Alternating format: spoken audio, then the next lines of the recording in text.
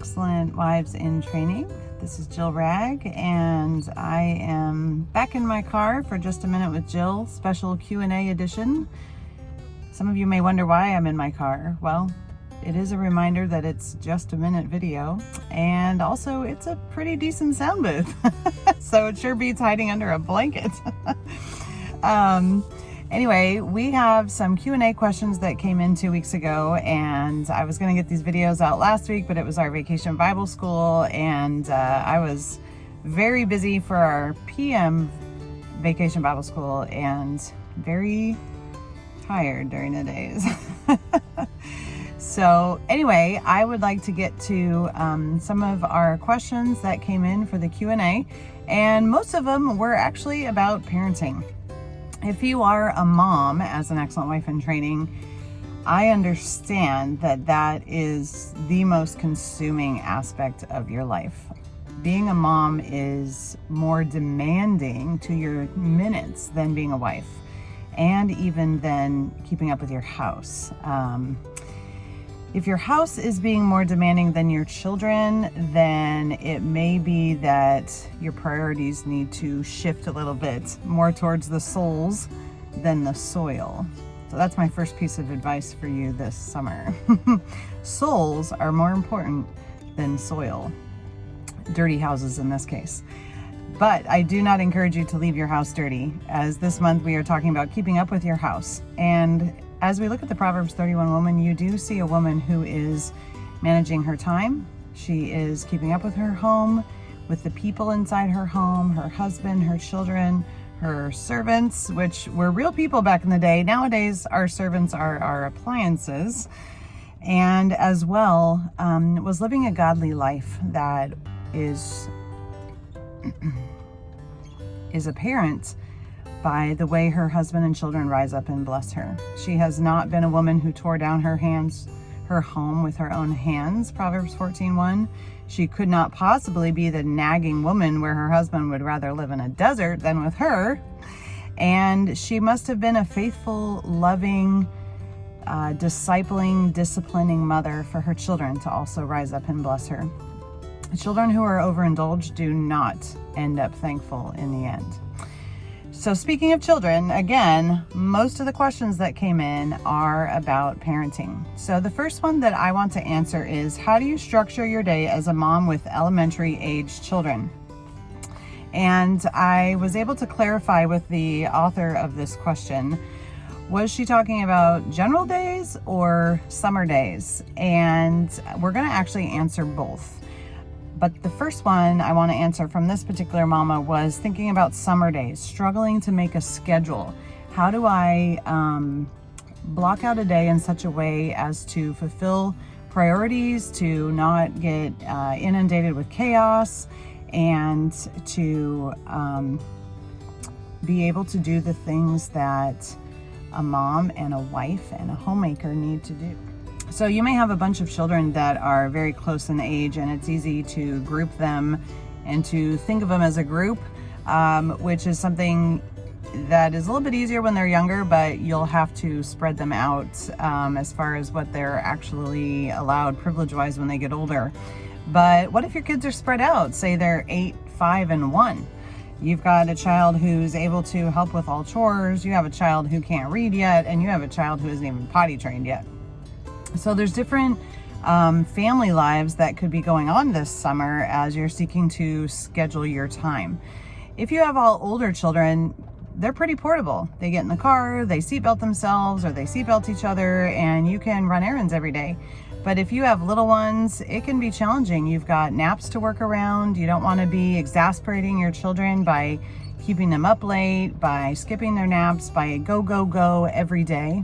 So that's the number one thing I would encourage you about with your schedule, is to not overfill your schedule. Plan lots of time to be home.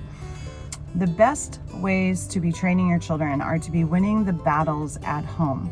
So if you do see a particular issue in your child when you're out, when you're at church, or at the grocery store, set up situations at home that you can work on that's at home, where you can properly discipline your children in a way that isn't very appropriate in a public setting. So important things that you would want to put into your summer schedule would be maybe snuggling and cuddling with the kids, reading them books, your exercise, preparing meals, keeping up the home, particularly in the area your husband would be most blessed by, and then the area that needs to be done or you would be blessed by. Doing Bible time with the children, cleaning the house, being intentional with the children, playing outside with them, taking them swimming, to the beach if you live near the beach, planning special fun activities. So my recommendation is to make a loose schedule for your summer days. So write down the things that you want to accomplish each day. For example, you would put teach the children from the Word of God and pray with them. Clean up the house in the morning. A certain chore that you need to do maybe each different day of the week. Chores that the children will do each day of the week. Your fun activity for the day, or if it's a down day, the thing your husband would like you to do. Playing outside. Quiet time for each member of the family. Take each of those things and put them into a time frame, maybe an hour each throughout your day, that you're going to aim for that thing to be completed within that hour each day. So for example, our schedule in our family tends to be wake up and snuggle, Bible time maybe around 9 a.m.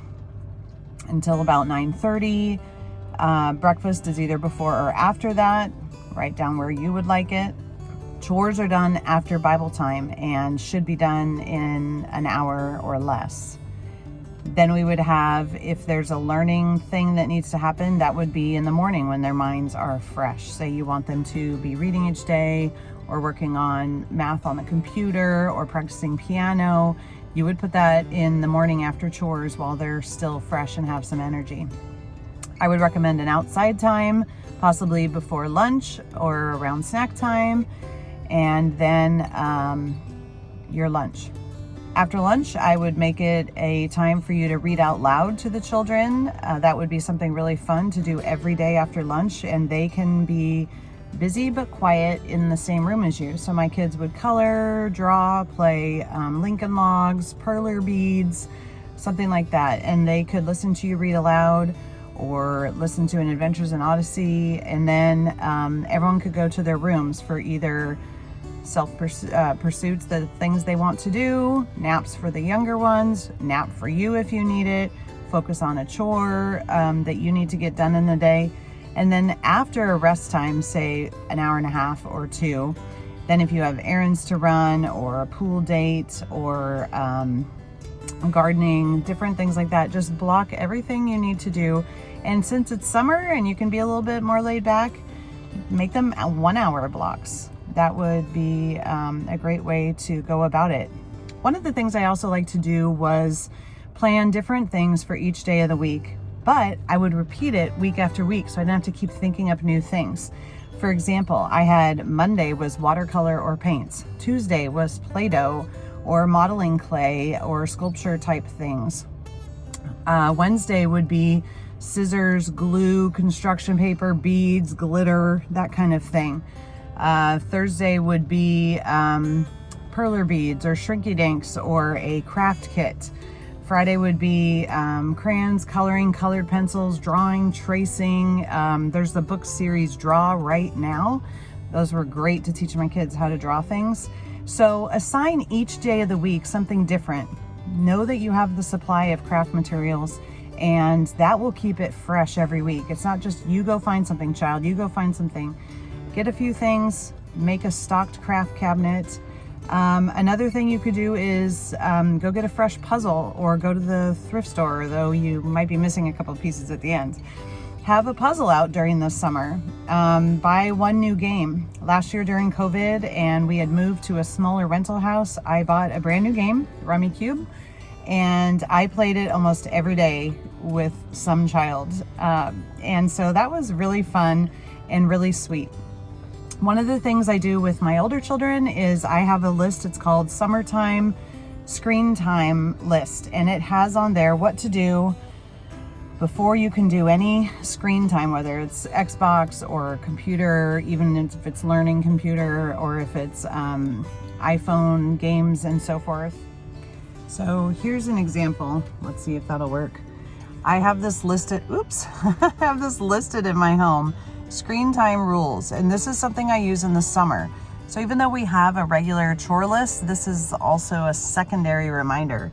Before you can use a screen, have you brushed your teeth, brushed your hair, gotten dressed, made your bed, picked up your room, finished your other chores, read for 20 minutes? I changed this to 45 in the summer. It's 30 during the school year. Colored or done writing for 20 minutes. I've been amazed. I've had some drawings this summer that came from this checkbox. Played outside for 30 minutes. Yep, they're getting sweaty. But I'm making them go outside and play for 30 minutes a day. Cleaned up all your toys and done something nice for someone else. Now this last one, I have an or. Done something nice for someone else, or played a game with someone without quitting, or played a game with someone with a good attitude. I added on there. Then it says, now you can use electronics. So I have this, I screenshotted it, edited it, and then sent it through my printer, and then I crossed out the 20 minutes and wrote 45 for reading. So that's something I do just for the summer, because during the school year their electronics usages are more limited.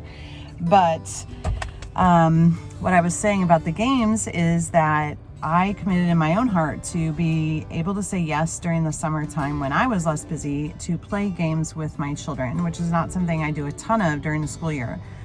Their grandparents actually tend to play games with them, which is a huge help. But last summer it was Rummikub, and I played it 2 to 3 times a day all last summer. We've done Skip-Bo. My next one I really want to do, I need to get it out when I get back home, is Phase 10, and teach the kids how to play that this summer. So those are some ways that I recommend making your summer fun and have a schedule. One other thing that I am really big into is giving kids things to look forward to, helping my yeses be yes when I promise them that we're going to do things. But having a summer bucket list is super memorable to children. My sister-in-law does this. And I've done it on occasion where we sit down and brainstorm with the children things that they would like to do during the summer. And it can't just be Disney, because that's super expensive, but like have a pajama day, have a day where we go to the water splash pad, sleep out under the stars, do a water balloon fight, have a movie marathon or favorite TV show marathon, make s'mores. Travel to a local museum I haven't been to. And so you could make up the bucket list on paper. If you have a big chalkboard, you could write it on there draw little boxes to check them off. And then you as a mom are committing to find places in your schedule to schedule those things in. Sometimes moms get in a rut where the kids want to do things and moms just keep thinking, we don't have time, we don't have time, we don't have time. Well, that really falls under if you fail to plan, you plan to fail. Be a mom whose yes means yes as much as you possibly can, and be a mom who says yes instead of no when you have no good reason not to say yes. The things that I suggested for summer activities are not too hard to do. You just need to take a few moments to plan. Maybe it's every Friday night you do something on the bucket list, or every other Saturday, or you just look at the schedule and you plug it in here and there. Maybe it's spontaneous. You know what? Tonight turns out to be empty. Tonight's going to be s'mores night. So remember, you only have 18 summers. Well, although I do have a 21-year-old who still comes home for the summer. But you have 18-ish summers with your kids. Why not make them structured so that they aren't chaotic? Don't keep the kids up late every single night so it's not exhausting. And enjoy a summer bucket list where you can have fun making good memories together that aren't always super pricey vacations. And I tell you, the kids will really remember the things that you follow through with and do. The ways you make simple days fun, like dyeing their pancakes pink or putting sprinkles in them, or waking them up out of their beds to go to the donut shop, or just catching a sunset at the beach, or climbing that mountain you've always said you're going to climb. Let's do it now. So seek to make your summer good by having a schedule, posting your schedule, giving them accountability of quality things to do before they have any screen time, and seeking to be the most biblical mom you can be consistently throughout the year. But even in the summer, if your kids are home all day now and they're usually away at school, you're structuring the time because your kids are used to structure from the group school. Or if they're homeschooled, by changing it up and just being mom this summer and not mom and teacher. I hope those give you some encouraging ideas for things that you can do with your kids this summer to help schedule it out, to contain the chaos. And don't forget one of my favorites, which is teaching the kids during the summer how to do chores by walking alongside them and showing them more specifically than you have time for during the school year, how to do the things they're going to need to know how to do when they leave your home. Remember, raising children isn't just about surviving today. Raising children is about preparing children to be adults, to go out into the world, to be lights of the gospel. So be sure you're pouring into them spiritually, you're discipling your children, you're training them in routines and responsibility, teaching them how to work, showing them how to have fun, having fun together, building those memories that are special, that create family bonds, and being a yes mom, and a mom whose yes means yes, and whose no means no. And you will find God blessing your endeavors as you seek to honor Him by loving others and loving Him in your schedule, in your activities, in all these things.